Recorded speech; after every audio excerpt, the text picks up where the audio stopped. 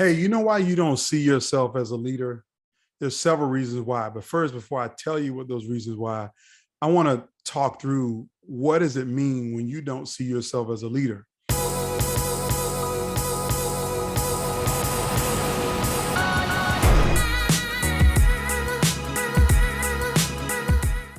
The first thing it means is that you're not contributing all of your talents to your organization at the present. You're not having the impact that you could have because you don't see yourself as a leader. You're suffering from self-doubt and confusion around, what you should be doing or shouldn't be doing. And a lot of times it comes from these preconceived notions that we've heard about from others about what it actually means to be a leader. We hear phrases like a natural born leader, or he or she was born to lead, or leaders were born and not made. Those all are wrong, because there's no leader that's born a leader. You're born a baby, and that's pretty much about it. And you learn leadership over a lifetime. So if you gotten to this point in your career and you still don't see yourself as a leader, there's several reasons why you don't see yourself as a leader. And it's actually having a negative impact on your organization. You're not doing all of the things you could be doing. And as a matter of fact, you're not distinguishable from anybody else, which means that you're replaceable.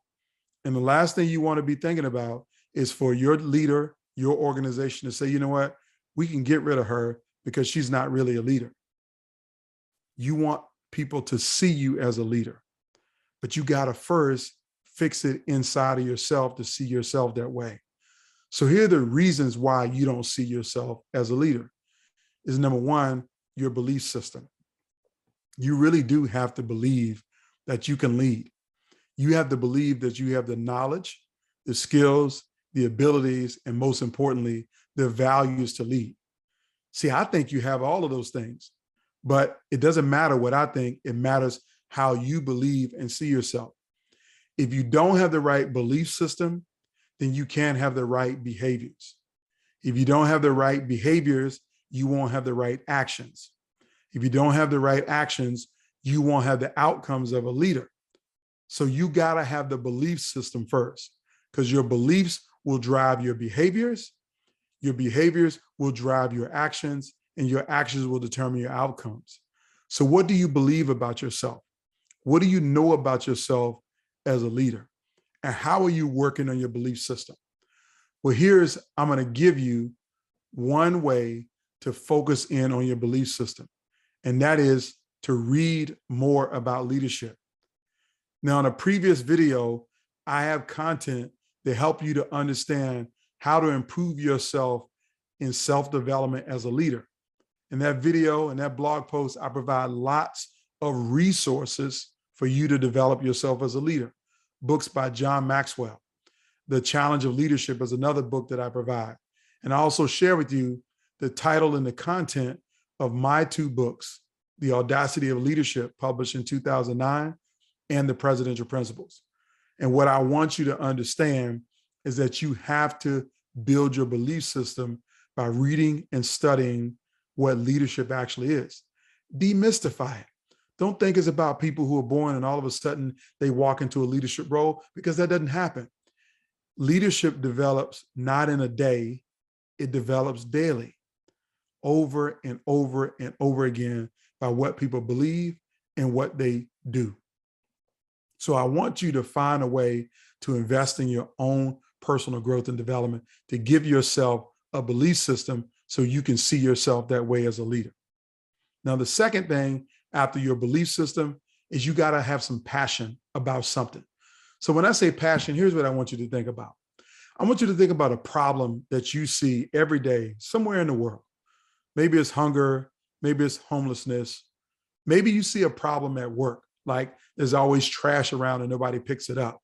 Or maybe you see the problem of a high turnover rate and you want to do something about it and you think somebody should be doing something about it, but nobody's done anything. So I want you to figure out what you're passionate about, what really pisses you off, really makes you upset. And then I want you to do something to make it better. If you want to be a leader, it starts with taking action. That means you have to do something. Nobody's going to give you a crown. Nobody's going to give you a corner office or give you the title of leader, you have to show up and be a part of something that's bigger than you. Be a part of working on something to make a difference. Be a part of changing something. And usually it's easier to do that when you're passionate about something. So you got to get passionate. The third thing that I need you to understand is that you can be a great leader. You know why you can be a great leader? Is because it just requires you to serve people. Dr. Martin Luther King Jr. has a great quote. And the quote is, Dr. Martin Luther King Jr. has a great quote. And the quote is, everybody can be great because anyone can serve. And the framework is simply that in order for you to be a great person, all you got to do is commit to helping other people, to being a servant first before you try to lead people. And the greatest amongst us are generally servants. Our nurses, our doctors, firefighters, police officers, sanitation workers, men and women who put on a uniform to serve in the United States Armed Forces. They're all servants. And these are the people that we talk about throughout history. Even people who put their name on the line on a ballot to run for public office, most of them deem themselves public service, and they are providing a service to all of us. So there's nothing to stop you from being great other than your willingness to serve.